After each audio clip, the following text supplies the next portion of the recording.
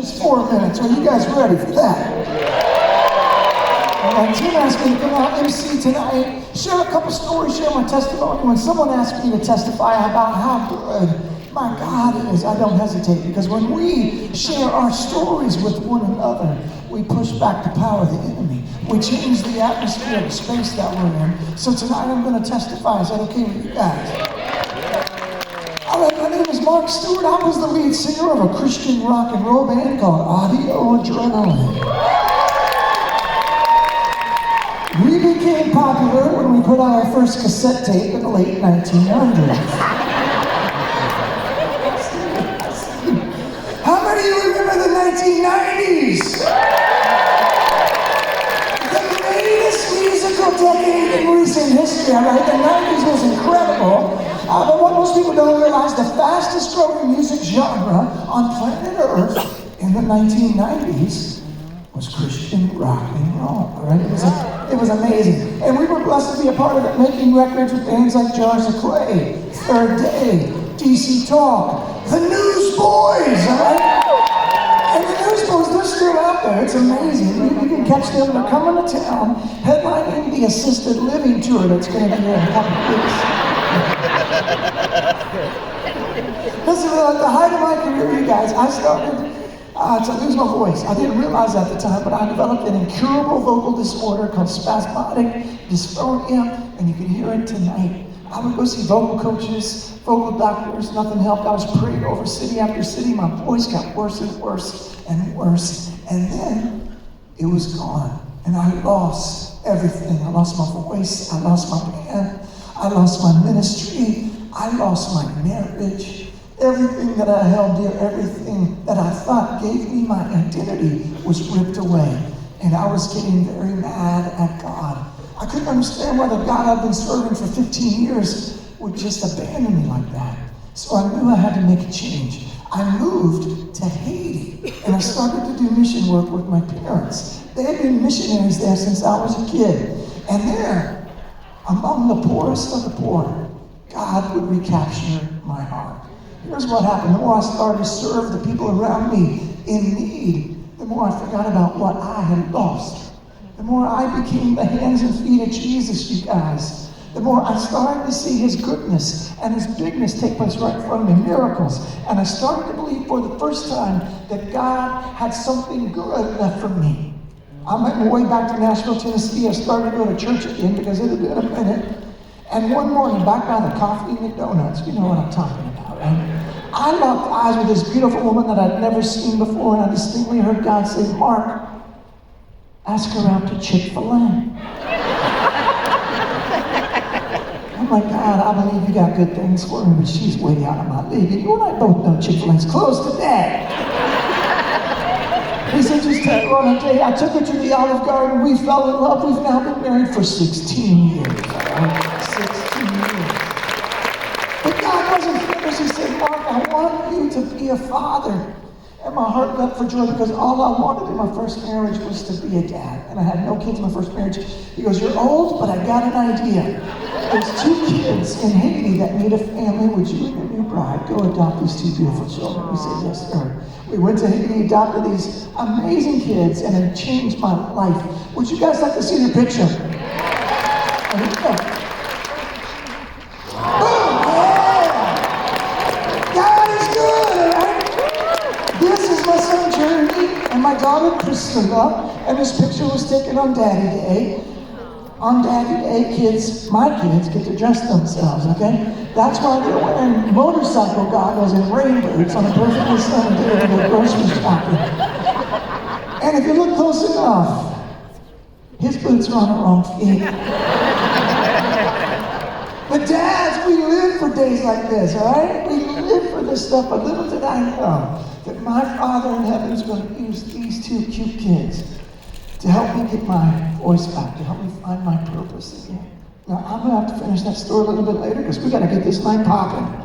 Are you guys ready? I want you to get up on your feet and act like it right now. Make some noise for the funniest man, Mr. Tim Hawkins!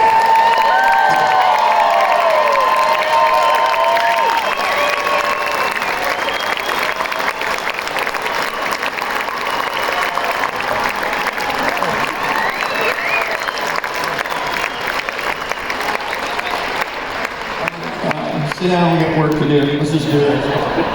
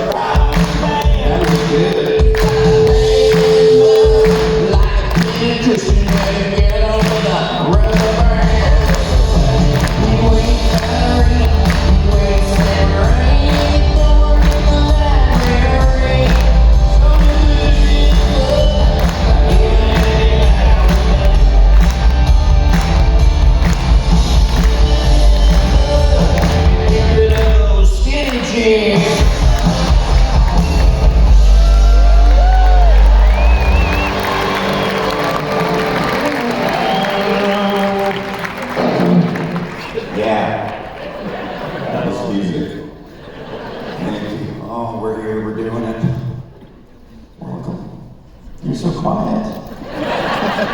I'm telling you, Ben Salem, dreams come true. My career's on fire. That's right.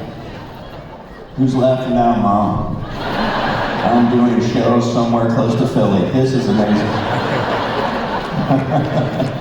Ben Salem, great place to have a comedy show or hide a body, whatever you want to do. What's going on? All right. Okay, front row, stop looking at the monitor. I'm here now. Stop. Is this witchcraft? I'll do one more quick song for you all tonight. Thanks for coming, man. You guys like hip-hop? All right, this song has nothing to do with hip-hop. I apologize. Let's just check.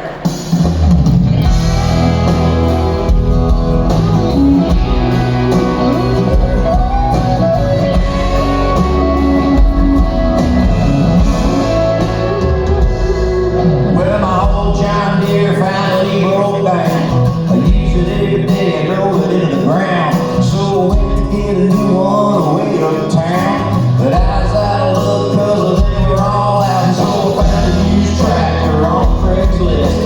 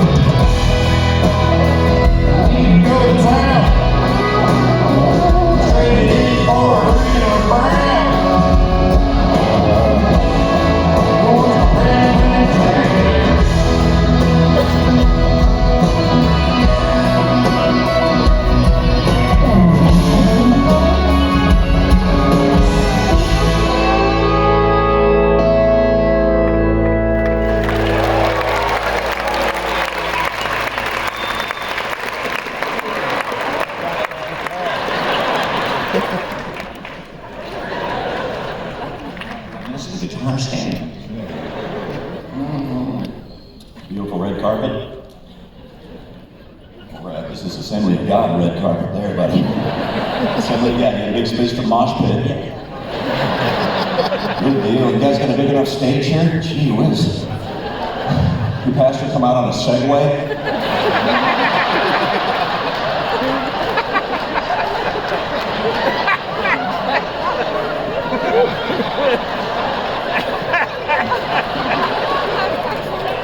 Where's all this smoke coming from? Got a bunch of deacons in the back just puffing away. Oh, I'm already tired. I really am, man. I've been trying to work out. I'm in my 50s now, and it's just like I'm doing the best I can. I got my new iWatch, so I work out with that. Work out with iWatch quite a bit. My favorite part of the iWatch, y'all, is the animated Mickey Mouse. You see?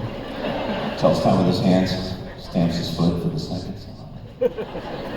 My favorite time is 9:05, when Mickey's going.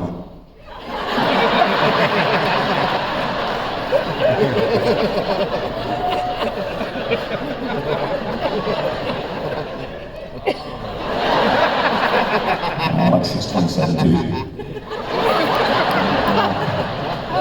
Look at me, all right. I'm getting old, folks. People look at me, some of you have seen me for years, you're like, is that Tim's dad? I'm a mess, aren't I? I mean, I'm still bringing it, ladies. Just admit it. I'm a good-looking man. I'm still good. You thought I was good-looking on YouTube, but game changer. I know that. Making a lot of ladies stumble. A lot of ladies stumble tonight. Look away, fast and pray if you have to. Ask the good Lord for some strength. It's going to be tough. Focus on the words, not the curves, baby guy. You know so. I'm a sweet man. I'm a sweet man. I'm a Jolly Rancher with legs. I'm a mess. Look at this hair. It's like when you get your 50s, it's not even hair anymore. It's like hay. And my fingers are the crackles. Don't use Rogaine, use Roundup. Just get the bugs out of that hair. So the hair in my head is dying. Hair in other parts of my body flourishing right now. I took the back hair. I don't know if Lots of Love has a back hair division. I'm ready to donate. It's like Rapunzel back there. It's like a king. It's like the lowest mullet you've ever seen in your life. Look at it. I'm a freak. My hair used to be red. My hair's been 10 different shades of red. I don't even know what I am. I think I'm a transgender. I don't know what I am.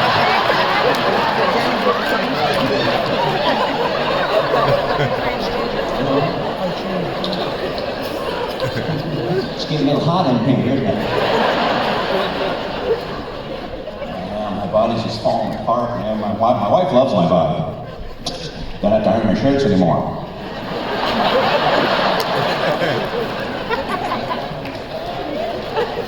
Look at me, seriously, look at my nose. It's a look at crooked nose, lopsided ears. My ears are different sizes. I got varicose veins all over my legs. My toenails look like sun chips. Harvest cheddar. Every dude over 50's got that nasty toenail, man. You slice your coat's throat with the dumb thing.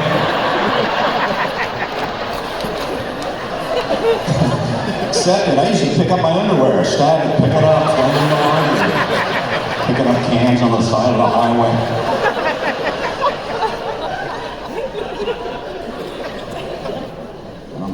It's good to be back at Van Salem. Haven't been here in many years. Good looking crowd. Lots of different kinds of people here tonight. Yeah, we got old and young. We got men and women. We got white. Okay, there we go. Got some extra white. Good to have some diversity up here. I was years ago. This is already better. You guys are better already. Last time I was here, it was a disaster. Just a room full of idiots. It was horrible. He's like, I don't get it. What's he talking about? He ain't funny at all.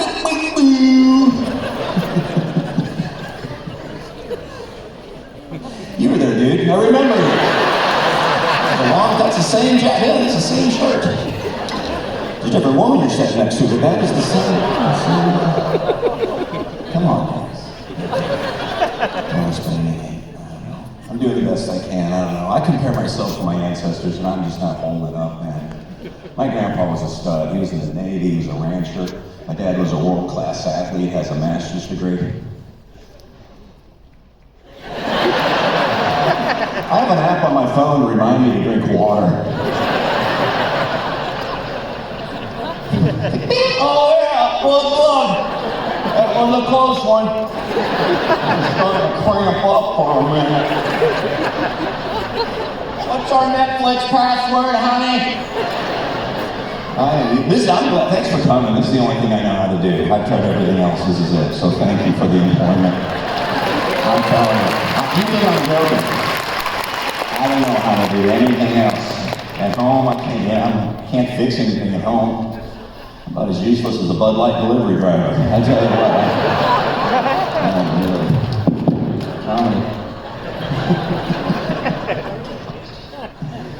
I think this is the coolest job ever. It's the second coolest job now.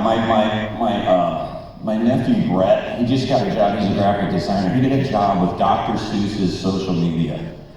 Dr. Seuss has a social media. I was like, how did you get that? Was there an interview? What was that like? Can you do this job at home? I can do this job at home. I can do this job at home. Are we the call or ready to go? I can do this job at home. I'll give me a cappuccino extra fun. Get out of here. I could just go on all day with that. But I love having fun, man. That's right. Pennsylvania, you gotta have fun. Here's what I do to have fun. I act out my favorite movies in my life. You should try it. Of course, my favorite movie is Gladiator. I act out that movie in my life, Gladiator. I'll go to the coffee shop, make my orders. He's like, sir, I need a name with the order, please. Sir, what is your name?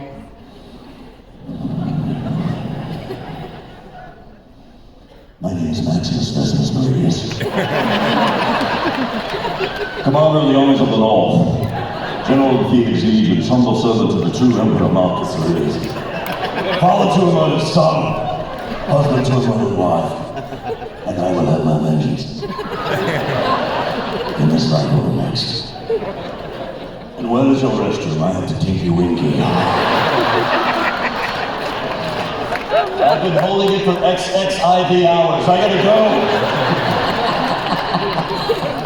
That was Roman numeral joke for the homeschoolers. There you go, homeschoolers.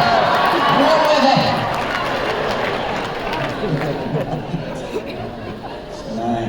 This is a beautiful building. Like Joel Osteen's bathroom. This is beautiful. Gorgeous. Feels pretty safe here. Feels safe in here. It's not always safe. I was doing this show in Maryland a while back, and this made national news, folks. 10 minutes in my show, this is 100-year-old theater, and this 250-pound piece of plaster broke off the ceiling and fell on the balcony. And yeah, it sounded like a train hit the building. It's like, boom! It's quite jarring. And so it didn't hit anybody. It would have killed him if it would have hit him, but they broke a bunch of pieces, so the ushers took all the plaster out, and the show went on. I'll never forget after that happened. I've never heard laughter like that at a show. I told a joke, but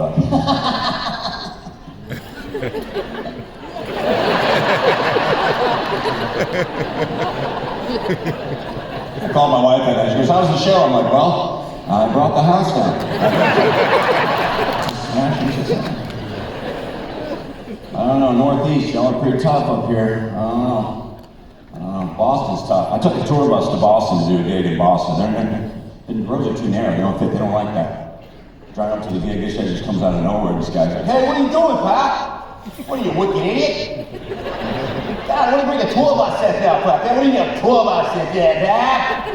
There's some kind of big shot? Some kind of British order? Get it out of here! Like, okay, Pastor, I guess parking over by the Unwelcome Center. It was good to be in Pennsylvania, man. I just got back from Arkansas. And it was great to be back to the United States of America. The jokes just write themselves in Arkansas. I was in Birmingham. What was it? Not even, it was in Little Rock, Arkansas. I was doing a show and I was just kind of front row. I said, sir, what's the capital of Arkansas? He goes, A. Okay, some of you didn't get that joke. That's going to be right there. I love Southerners, man. Southerners do this. They'll take 4 or 5 words, just jam them together and make one word. It saves so much time. I was in the South in this convenience store. I got a coffee. My coffee cup had a hole in it. So I told the cashier guy, I said, hey, my coffee cup's got a hole. He goes, we'll get you another. What'd you just call me? I'll get you another one. Get you another. I love that word. That's my favorite word. It saves so much time. I use that word all the time now. My grandson wants another cookie. We'll get you another. My friend told me his wife left him. I'm like, get you another.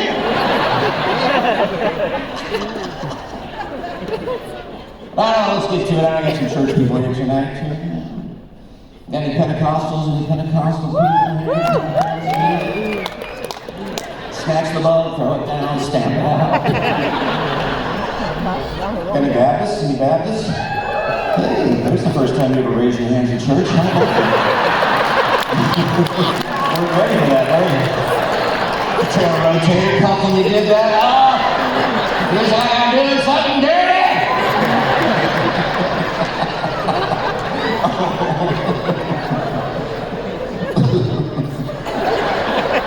Well, any Catholics? Any Catholics? Yeah. Don't clap, you probably have a drink in your hand.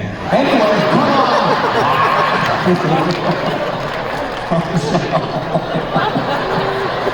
No, I'm sorry. I want to make the Catholics feel at home. How's everybody doing? Thank you for calling me tonight.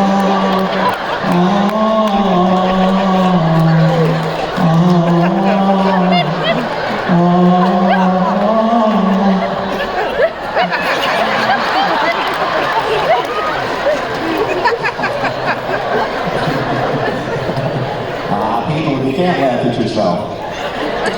Laugh at Catholics. That's right. That's in the Bible. That's in the Message Bible. Nobody's safe with me.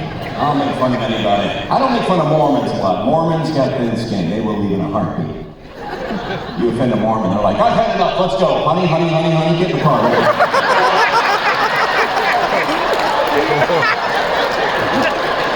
Boom! He's a naughty boy, isn't he? Right out of the gate with a polygamy joke. Deal with it. Oh, don't judge me. You guys watch Sister Wives just like I do. That's a Latter-day dumpster fire there. 4 wives, what could go wrong? Got trouble disappointing one woman. Who else got any Jewish people? Jewish people? Sweet. Yeah, probably on the building. All right. I'm just being serious. Love the Jewish people, man. You know where I go to work out? It's called the JCC. My gym, I work out at JCC, the Jewish Community Center. I call it the YMCA. It's very state-of-the-art. It's pretty pricey, but they got all the stuff, man. State-of-the-art. They got all these stations. They got a cardio station. They got a free weight station if you want to bulk. They got a circumstation.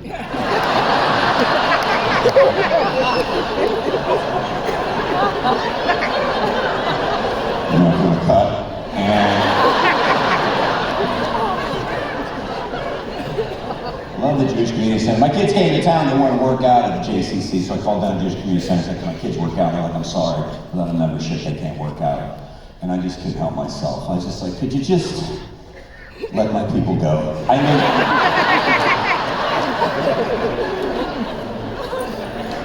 but their hearts were harder. They didn't want to go. So I'm going to send a message. Someone go put some red Kool-Aid in the swimming pool, you know? Or just a couple of frogs, send a message. You people read the Bible? Come on! I mean, I know the Catholics don't, but everybody else, come on! What does a comedian have to do with you people?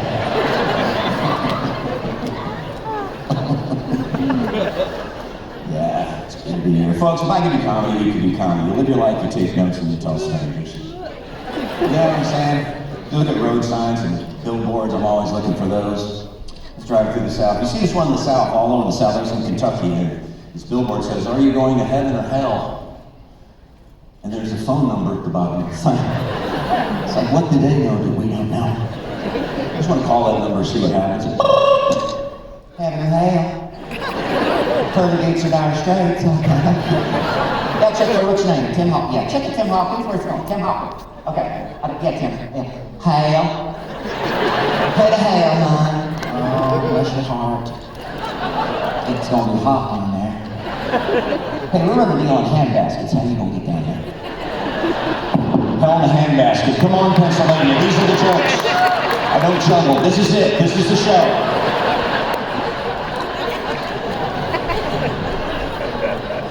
I was in Indiana. I saw a billboard in Indiana for a business called Zip and Sip.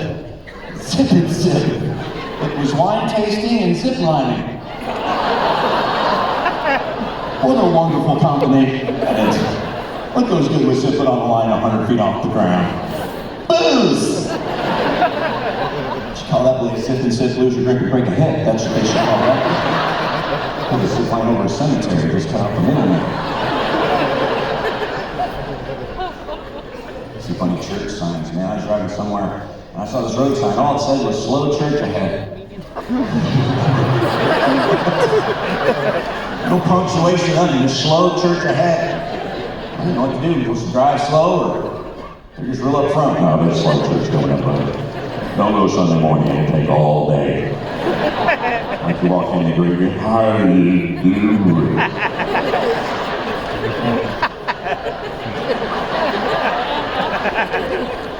Thanks for joining. I did not want to get baptized at a slow church.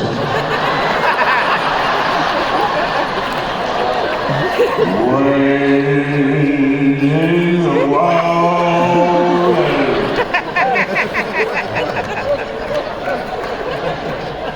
Wade in the water.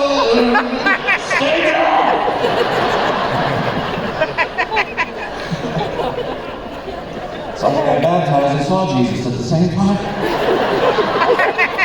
Any pastors here now? Any pastors? Yeah, pastors? Okay, let's give them a hand wherever you are. Thank you. Yeah. Here's the deal, pastors. You gotta realize, you gotta know what you're talking about. Sometimes you don't know all the phrases that you're using. You know, we're not all up in the Christian lingo, or the language of the church. You don't know what you're talking about. You're confused and embarrassed. Like for years I went to this church, and my pastor kept talking about a church plant. He was outside of our new church plant. And I didn't know that church plants from the big church versus small church somewhere. I just thought he was talking about a plant. He said, "We need to raise $100,000 for our new church plant."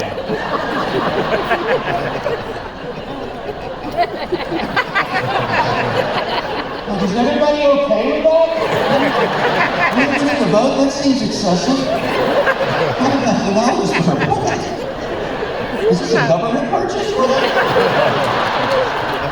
And how big is this plant gonna be? Where are we gonna put it? It's gonna be in another state. Are we ever gonna get to see the plant? I'm $100,000 for a plant. We're gonna sell the plant? Oh, it's gonna be in Colorado. Okay, that makes sense. That's what you mean my mission trip. That would take him April 20th. Oh, if you got that joke, you're in trouble. You're a Christian brother and a duty brother, that's for sure.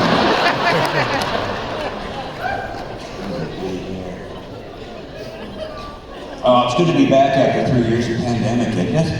Seeing faces again, seriously, isn't this great? You know, Americans, we did okay. We did the best we could.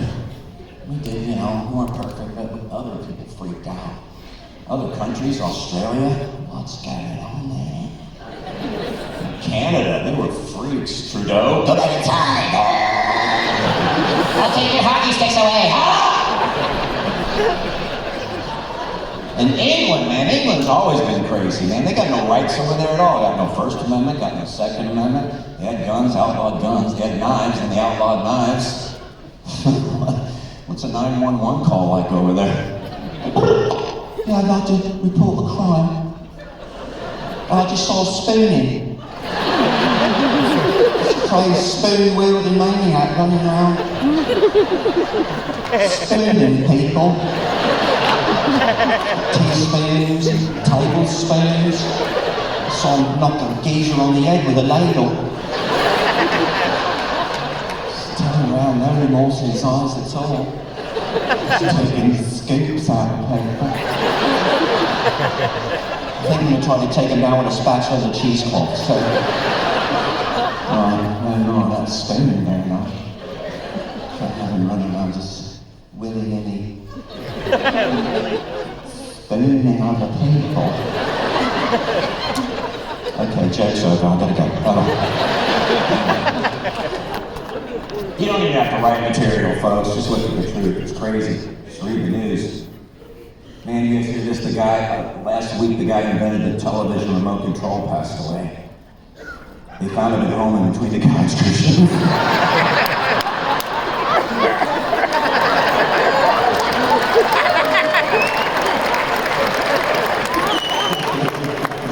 Some of these jokes are just for me. Oh man, you ever read a headline and just cracks you up? I was reading a story on the internet. There was a story about a psychic dwarf who escaped police custody. And the headline says, small, medium, and large.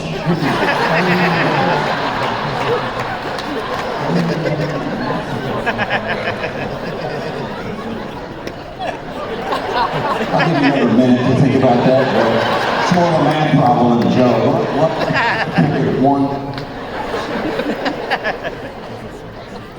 Remember that story a few years ago, folks? The lady was on a United Air flight. She puts her dog in the overhead compartment of the plane. And she fought our flight. And the dog died. I know people get it right. The overhead is for cats. We know that. Right? Cats and poodles. That's what that's for. Poodle's not a dog. That's an alligator with a perm. That's all a poodle. You guys like dogs here? You guys like dogs here? Oh, anybody here have Yorkies, Yorkshire Terriers, and they Yorkies? Yeah, that was a mistake, wasn't it? We got two of them. They're too small. So then they bark, they lose their balance. Gotta pick them up with my toenail. Get up here.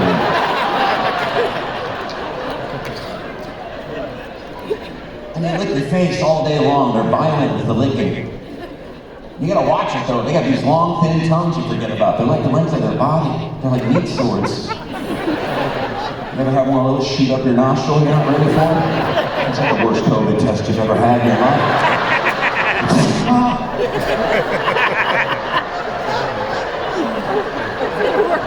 I think you just licked the back of my eyeball.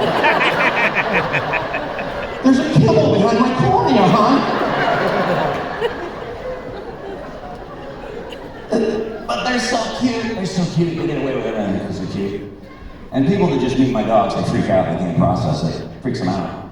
They're too cute. Take it to the park. What was wrong? Take it to the coffee shop. Bring the puppies in. Give them little cups of whipped cream. I take my puppies to the drive-thru at the bank.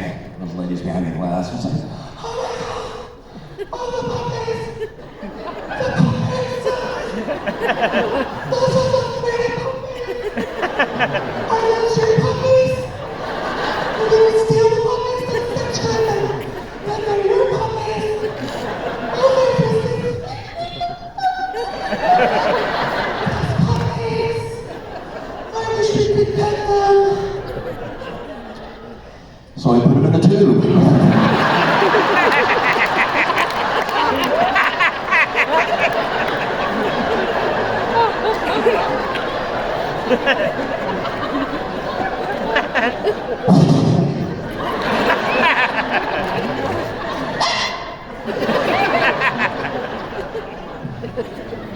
But I love cats too, man, I love them. We used to have two. We had two black cats, Nancy and Tony.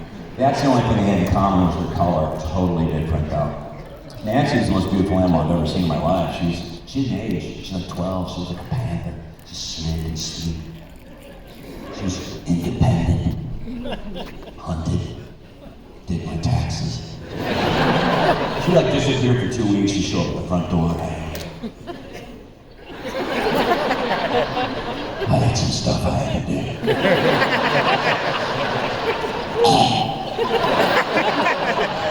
But Tony was the opposite. Tony was a mess. She was just way out of shape. She had a small head. She couldn't hear. Just lazy and ornery. She lay by her ball all day waiting for somebody to walk by and feed her. She's like,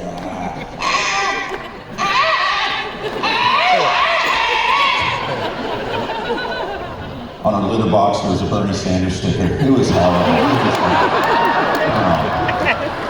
I knew it. Tell you, honey, she's a Democrat. I knew it.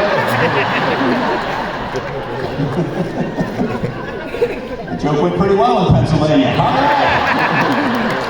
Did not go so well in Oregon a few weeks ago. They did not like me at all. Evidence. You know, some guy tried to run me over with his bike.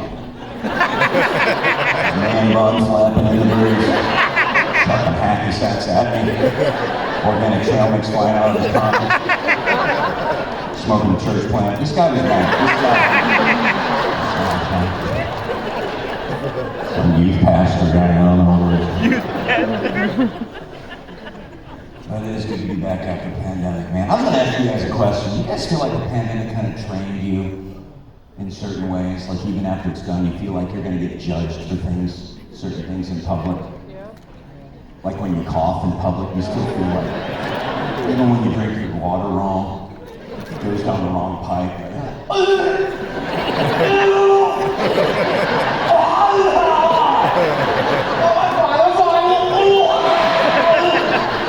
I'm just drowning in my lung. I'm just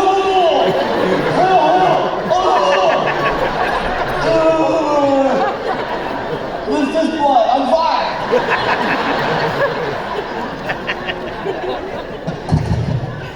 No more coughing in public. No more sneezing in public. I feel judged when I'm wiping my nose in public. I'm like, oh, I'm so sorry. I'm sorry. Oh, I don't have COVID. It's cocaine. Totally cocaine. Love it, sugar. Nothing to get worried about it. Love is detergent.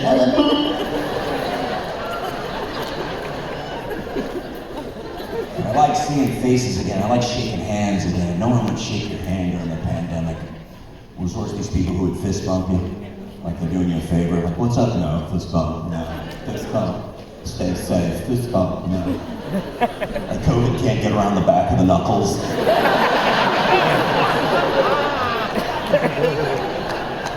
I get tired. I just start doing the regular bump. What's up? Bump.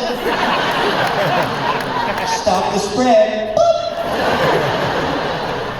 I twerk because I love you. Bye!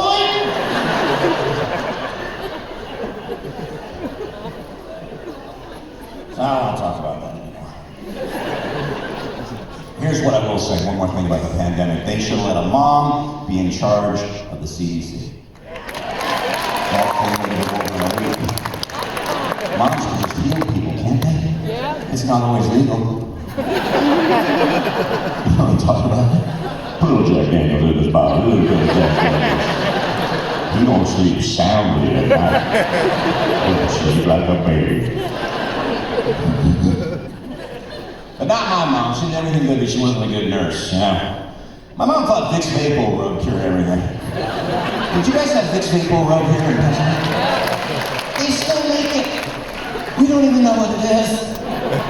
It's like Vaseline mixed with gasoline. What is that? It's like straight battery acid, man. Why would you rub that on the bare chest of a kid? Just slap her around. Just breathe it in. Does it feel like it's on fire? That means it's working. Let it sizzle. I can smell the flesh. Let it do its work. It burns! I know, honey, but I do that because I love you. If you loved me, you wouldn't spread demon phlegm on my chest. Some of you know what I'm talking about. It mom ever slather Vicks on your bare feet when you were asleep? Put wool socks on you, send you to bed? Wake up tasting metal? Do I suck on exhaust pipes when I sleep? I hate Vicks Maple Rose for so many reasons. Husbands, you know what I'm talking about. Husbands, you ever get into bed at night and smell Vicks on your wife? There's a clear message for you, isn't it?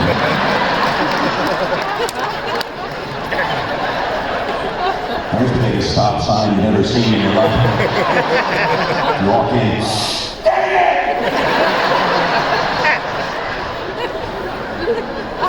I was a good boy today.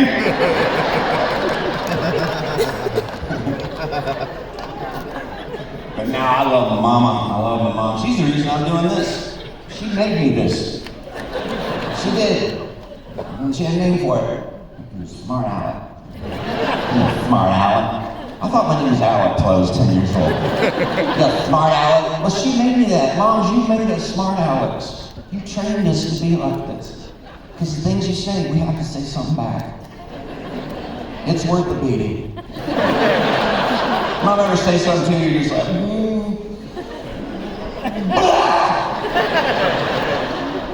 My mom would say stuff, I couldn't help myself. She'd say something like this, you need to go to your room and think about what you did. You think about what you did. I already did. I thought about it, then I did it. That's exactly the way I wanted that to go.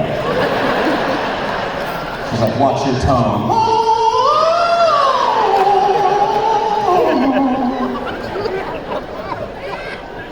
And that's where the beatings began. But moms, you freak out about everything. Chill out. You worry about things that could never happen. Just chill. We love you. Just, like when you're running with a stick. What does your mom say? Don't run with a stick. You'll poke your eye. You can't poke your eye out with a stick. You poke it in.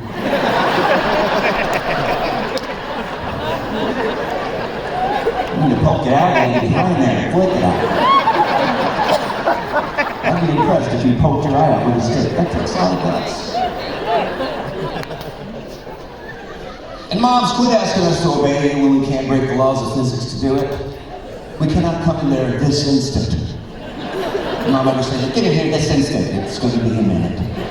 But don't you wish you could just once, just freak her out? Right? You get downstairs and... Yeah.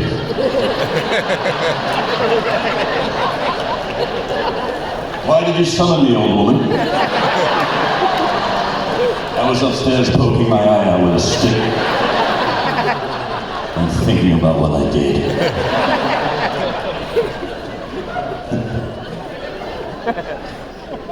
And then there's Dad. See, God knew what he was doing when he gave us moms and dads. That's a perfect balance that a kid needs, perfect yin and yang. Mom and dad, perfect balance between encouragement and reality. Because your mom's like, keep it up. Dad's like, knock it off. Mom's like, you're the best. Dad's like, no, you're not.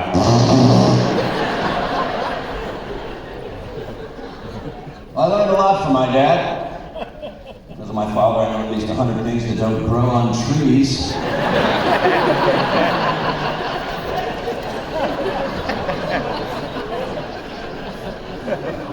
It's so cheap. My dad's just so cheap. Dads want you to have everything, they just don't want to pay for it. One time I asked my dad for $4. He goes, $3? I'll have $2. What do you need $1 for?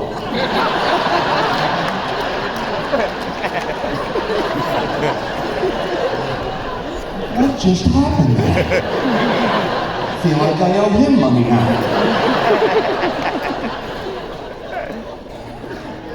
This is so cheap. And kids, kids today, with the drive-thru experience at a restaurant, at a fast food, kids today, you got it made. Adults, we didn't have it that good going through the drive-thru, did we? We didn't, no. Kids today, you get whatever you want at the drive-thru. Just like whatever sauces that we want. Does anyone want different sauces? Or do you want extra cheese to our drinks or whatever you want? We want to make you very happy because if you're not happy. Yeah! When I was a kid, be if my dad would have a carload full of us, pull up to McDonald's drive-thru, order an apple pie for himself, and drive away.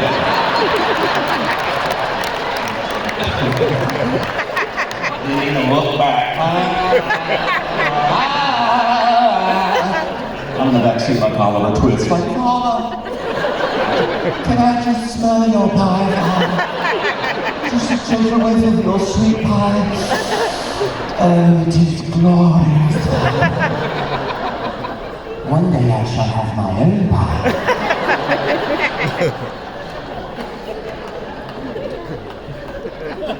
I'm not kidding. Road trips with my dad were just a disaster. I don't know if you had the same dad I had. They wouldn't stop on a road trip unless we needed gas, nothing else. No matter how bad you had to go to the bathroom. And they would ask you these dumb questions like, Daddy, I gotta go to the bathroom. Number 1 or number 2? Okay, what difference does it make, you weirdo? Pull over. I don't know, 1.5. I'm feeling some tension right now. And he thought whatever he said was his truth. Like, Dad, I gotta go to the bathroom. No, you don't. He's right, I don't. It's all gone now. I'm right at the center.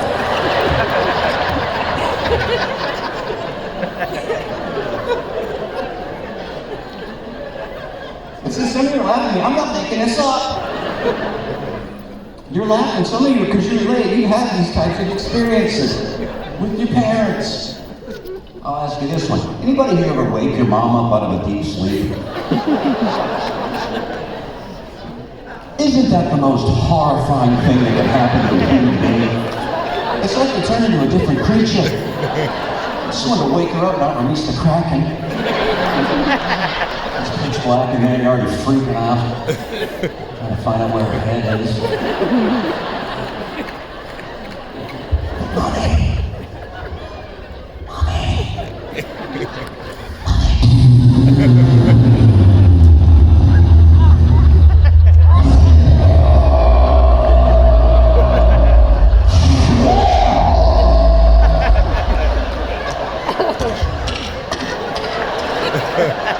Is that you?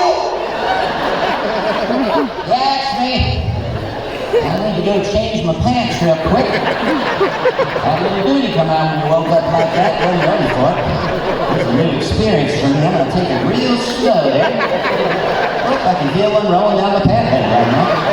Hope that sock's going to catch that bad boy. I can just take it. Oh, there's another one. Another round in the chamber. Oh. I'm going to throw those in the bonfire pit for the day.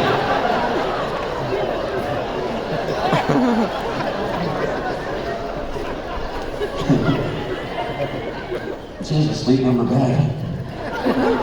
Sleep number 666.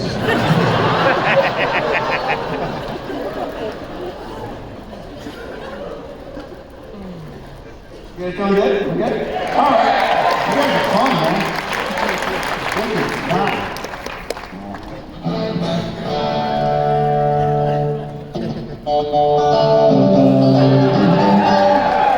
Bunch of hippies. I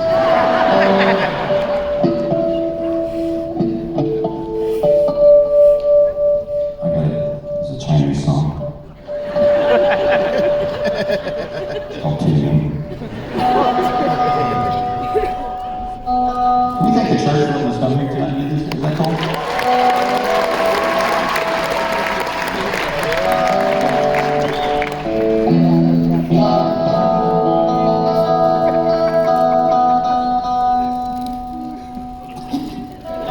I'm tuning for you, so just sit down. Alright, I'm gonna do an oldie but a goodie for you. That sounds good? Okay, and it's mixed with an oldie but a goodie. So if you know the words, just sing along. Let's have a little fun. Let's try it.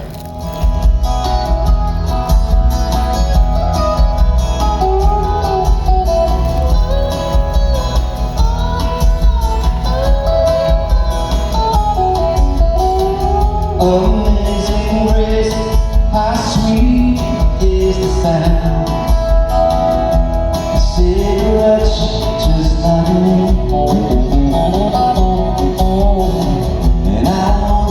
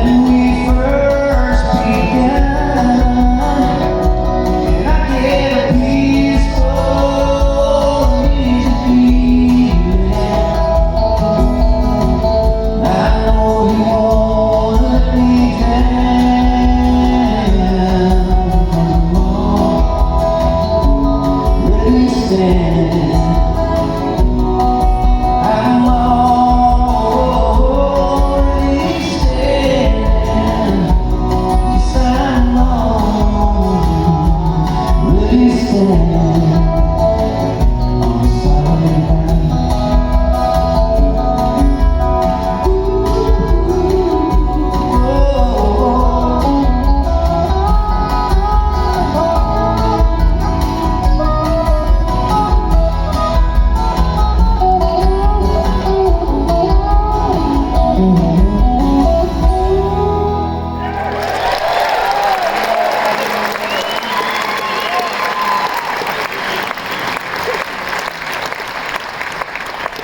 you know, folks, it took me a long time, find out how to do this.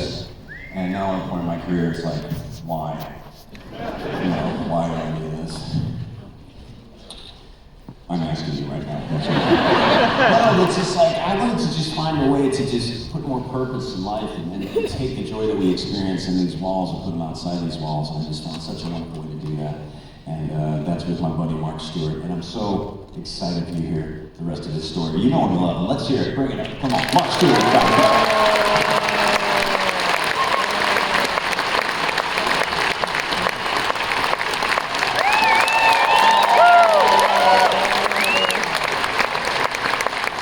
Before I show you guys that picture of my very, very, very cute kids, I need you to promise me that when you see their picture, I'm from Kentucky, you're gonna say, "Oh, Mark, they're so cute," just like that. Here we go. 1, 2, 3. You're not lying. Those are some cute kids right there. That's my son Jeremy and my daughter Crystal. This picture was taken not too long before their first day of school. They were a little bit nervous on this day to go to school being the first day, and I'm the cool dad. And so I had two big ideas. I'm gonna take you guys to school in my pickup truck, and I'm gonna play some good old-fashioned country music. Pickup truck was a great idea, but I happened to pick the saddest country song ever written that morning, and the dumbest song for this particular moment about a country singer dad being on the road, missing his kids while he's away. I put the CD in the CD player thinking they were gonna love it. And I want you to think, and just ponder, look at these cute faces, and imagine them hearing these lyrics coming out of the speakers of my F-150. For every dollar I earn, there's a lesson you learn without me there. And every day I'm on the go, I'm praying that you know your daddy cares. 'Cause the hardest part about working hard ain't the bills I gotta pay. It's you growing up while I was away. You know the hardest part about working hard ain't the bills I gotta pay. It's everything I miss while I was away. Oh, that's how I look up in the rearview mirror. And my son Jeremy, his face is covered in tears. Yeah, my wife is gonna kill me. I get out of the truck, I get down on one knee, I open his side of the truck, I'm like, Jeremy, what's wrong? Daddy's gonna be here when school gets out, I'm not gonna miss a moment. I'm gonna be right here. And he looked at me with these tear-filled eyes. And he said, Daddy, I'm not sad because of you. He said, I'm sad because my first mommy, my mommy in Haiti, she's not gonna see me grow up. And I was devastated because I didn't know what to say. I'm like, God, please give me the words. You see, his mom died about 5 days after giving birth to him on a mountain called Satan on the southern coast of Haiti, and he knew his story. But I didn't know he was carrying that burden until this moment. And I'm like, Jeremy, your mommy, your first mommy, she's gonna be watching from heaven. She's not gonna miss a moment either. He's like, okay, Daddy, okay. He's crying a little bit now. My daughter's crying. I have snot bubbles coming out of my nose now. And the hardest thing I had to do that morning wasn't to get everybody cleaned up. It was watching them walking to school that morning without Dad. It was heartbreaking. I stumbled back to my truck, defeated. I get in the cab, I shut the door, and the first thing I did was I threw that CD out to the grass. But I realized that morning that God was speaking to me, and he was teaching me two things, and the first thing was this. He was using my son's broken heart to break my heart for what breaks it. God uses our kids to teach us wisdom. But that morning, God was using my son's broken heart, as painful as it was, to break my heart for what breaks it. And that is this, that there's kids all over the world tonight, separated from the families, torn apart from their moms and dads. Not because their mommy died like my son, but simply because their parents can't afford to hold their families together. Now you might be thinking, Mark, how does poverty cause orphanship? How does poverty cause abandonment? Well, this is how it happens. My parents have been working in developing nations for 4 decades. Follow me. There's a family of 4, mom, dad, 2 kids. Dad's making $8 US a day making concrete blocks. And that's a good wage in Ecuador or in Haiti or Kenya. But that means that family's existing on $2 per person per day. And when you're existing on $2 per person per day, you're on the very bottom rung of poverty. You're holding on. Because if you dip below $2 per person per day, you dip into abject poverty. And when you dip into abject poverty, people die. Mommy gets pregnant with baby number 3. Now the math just changed for her family. She knows what's coming. She immediately detaches emotionally from the baby growing in her belly. She acts like it's not even there. And so does the husband. And 9 months later, she comes to term. She gives birth to her newborn baby, and she can't even look at it because she knows she can't keep it. Now at this point, this mommy's got 3 options. She can give that child over to an institution or an orphanage, and that child now grows up without a parental attachment, without a family at all, and that's heartbreaking, a devastating way to grow up. That's her first option. Second option is she can sell that child to another family or give that child away to another family. That child most often grows up an indentured servant or a child slave. Many times those kids get trafficked from family to family, people to people, and they end up in places that you can't even imagine. We've made movies about it this summer that you probably watched yourself. The third option for that mom is she can basically throw her baby away and let it die into a dumpster, into a river, into a latrine. And I've seen it happen time and time again. And let me be very clear, all 3 of those options break the heart of the Father. We call him Father because he's designed us to be in family with a mom and a dad, brothers and sisters. It breaks his heart to see his kids not grow up with that core group. And now, because of my son and his broken heart, it breaks my heart too. That was the first thing that God showed me that morning. The second thing was this. He said, Mark, the miracle that you're waiting for me to heal your singing voice, it's not going to happen. It's not going to happen. The miracle is, now that your voice is broken and feeble and busted, I have a surprise for you. I'm going to do even greater things for my kingdom through your busted voice than when you could sing. Now that you're broken, I'm going to do even greater things than you can't even imagine. And you guys, I can't sing a note, but my voice has never been more significant. God in that morning asked me to speak up for kids that can't speak up for themselves, to use my voice in that way. And I've never looked back, and I wouldn't change it for anything. And me and my wife and my 2 kids, that's what we've been doing for 15 years, and it's been fantastic.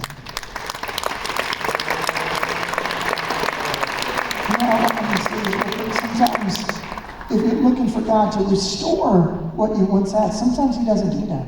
He restores what you now have, your broken pieces, because it's even more beautiful. So don't wait for him to restore. Actually, wait for the new story to happen. That's what he does. He creates new things. So we've been watching and working with kids for 15 years. We've seen miracle story after miracle story. One story that resonates with my family to this day is this one. There was a 15-year-old girl. 15. She goes into labor. No husband, no family, no infrastructure to lean on, no one to turn to at all. She was most likely a child slave herself, a domestic servant. She was abused in a very bad way, most likely became pregnant. And she goes into labor on this day. It was July 2007. She goes into a Haitian latrine, an outhouse. Now some of you might be too young to know what an outhouse is. It's just a dugout hole in the ground with a shed built on top of it. This particular outhouse had a concrete block building with a concrete block toilet, and it was 28 feet deep, the hole was. 28 feet is about the top of that video screen to the sanctuary floor, maybe a little higher. This 15-year-old girl goes in scared, afraid, lonely, desperate. She gives birth to her newborn baby, and she chooses option 3.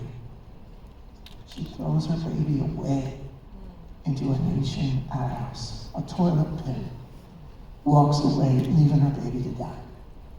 What a 14-year-old boy named Toussaint was watching in the distance. Toussaint in Haitian Creole means all saint, and he said, not on my watch. He grabbed the United Nations soldier, he found a soldier, and they ran to the toilet, and they broke apart the concrete block seat, and they lowered a soldier down 28 feet deep down into the sleepy dark pit on a rope. They had a sheet to gather the body. And by now there's 50 Haitians just waiting around to see what was going to happen next. And there was a lady there 16 years ago with a flip phone, and she recorded what you're going to watch behind me.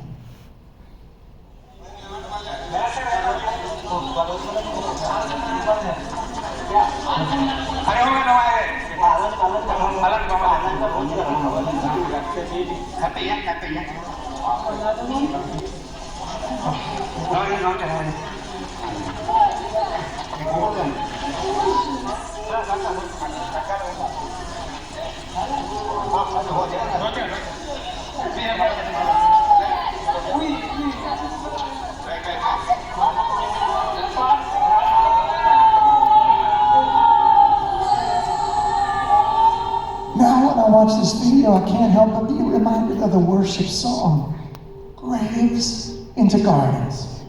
Because on this day, God reached down into what was intended to be a grave. And he said, look what I'm going to do with this little baby girl. It was miraculous, you guys. But the miracle for me was I got to become her dad. I want you to meet my daughter, Christopher. Thanks, Dad. Hi, everybody. My name is Priscilla, and I am a miracle. That was me on the first day of my life. The soldier who rescued me named me Christella, which means Christ was there, and he was. God gave me a second chance. And when I was 14, I gave him my heart. I went from being thrown away and forgotten to becoming a child of the King. Now I sponsor a beautiful little girl named Christella from Haiti. She's 4 years old and lives with her mom in a typical Haitian house with no electricity or no water. Because of the conditions in Haiti, their family was very poor. They needed help.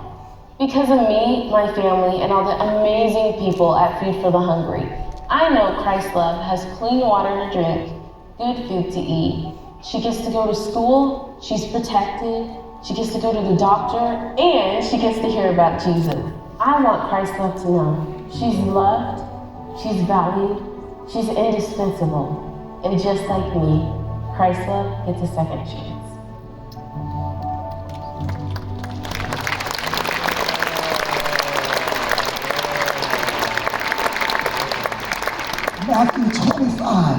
Matthew 25 makes it pretty clear that Jesus waits for us among the poor, the marginalized, the vulnerable child. Jesus waits for us among the least of these. And when we connect to the least of these, we connect to Jesus himself in a supernatural way. We get our front row seat to God's goodness, God's bigness, and its miracles, and it changes us. It's what changed me. Now, I can't take you to Haiti tonight, or to Ecuador, or to Kenya, or to India, but we brought some kids here tonight to meet you, and for the smallest sacrifice on your part, for just over $1 a day, you can partner with us, sponsor a child, and you can lift a family out of abject poverty. You can help a mom hold her family together. Now, let me be clear what I'm asking. I'm not talking about taking out a second mortgage. It's the cost of a third of a cup of coffee a day. A third of a cup of coffee a day. I'm not asking you to make a lifelong commitment tonight. I'm inviting you to partner with us for a season, just a season, to get your front row seat, your glimpse of the very heart of God when you connect to the least of these. Now, I know some of you are thinking, Mark already sponsored a child. Well, thank you, first of all. God's already broken your heart for what makes it. But if you've been abundantly blessed tonight, and take a moment just to take an inventory of the blessings that you have, your kids, your home, your grandkids, the car that you came in, the purse that you're carrying, the shoes that you're wearing, take an inventory. If you've been blessed tonight, consider sponsoring one more. We had a family last weekend sponsor 24 kids at our table. If you've been abundantly blessed, there's nothing wrong with being a blessing to many kids tonight. Don't put a limit on what a limitless God can do through you. Now, some of you are thinking tonight, I'm not a child sponsor, but I've always wanted to do this, and I feel like God is calling me, but I'm not sure I'm ready. I'm not sure I can handle it. Well, let me explain this to you. But all throughout biblical history, God never called anybody to anything significant when they were ready. He calls us when we're unsure. Step out in faith tonight, sponsor a child, and watch God show up in the middle of it. He does.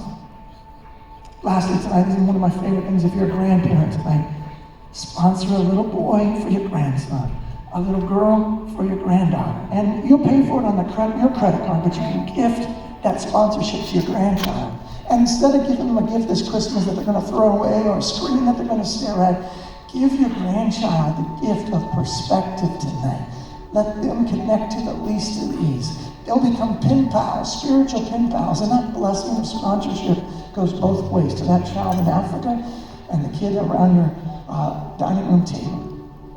All right, right now we have volunteers that are moving forward, and with them are coming about 100 kids tonight from some of the toughest places on the planet to exist.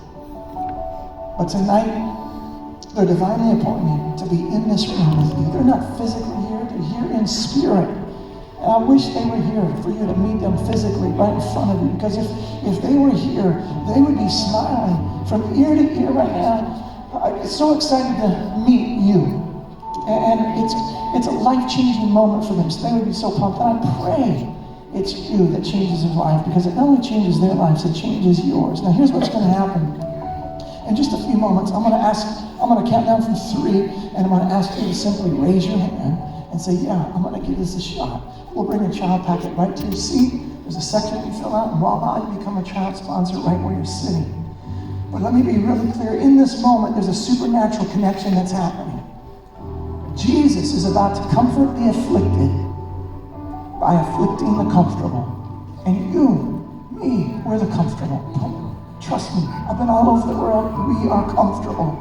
I'm asking you to get uncomfortable just a little bit tonight. Is there room at your table for one of the least of these? Because when you make room for one of the least of these, you make room for Jesus himself. And it's life-changing for this child, and it's life-changing for you and your family. So I'm going to count down right now, and just raise your hands. Here we go. 3, 2, thank you. 1, lift those hands up high. Thank you, guys. God bless you. Keep those hands up really, really high as our volunteers are moving. We don't have a lot of volunteers, so keep them up really high. This is a celebratory moment, so don't halfway raise your hand. Raise them all the way up. Make some noise for all the hands that are in the air right now. It's a life-changing moment. I know some of you are still thinking about it. You need to pray about it. You need to talk it over with the boss, okay? She's sitting right next to you. I see her. Now, if she says yes, please consider this. This is a great moment to change the life of the child and your family. Make this a part of your family mission. Raise your hand and we'll bring a packet right to you. Once you get a packet, there's a little bit of housekeeping. There's a section that you need to fill out. You're going to slip that back into the envelope. Give it to a volunteer tonight, right during this intermission period, or bring it to our table. There's also a QR code on that packet. You can take your cell phone, go right to the QR code, sponsor the child right at your seat immediately. It takes 2 minutes. And then you're a child sponsor.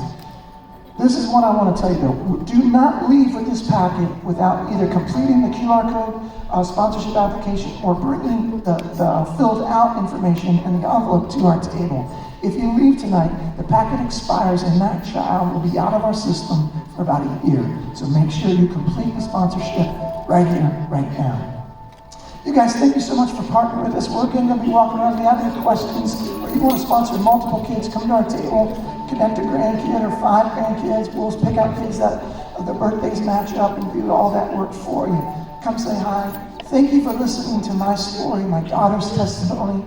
I pray it reminds you tonight that God doesn't give up on you. Whether you've lost your voice, a marriage, or a job, whether you've been thrown away and forgotten, God still has good things for you guys. Have a great night. Intermission starts right now. God bless you.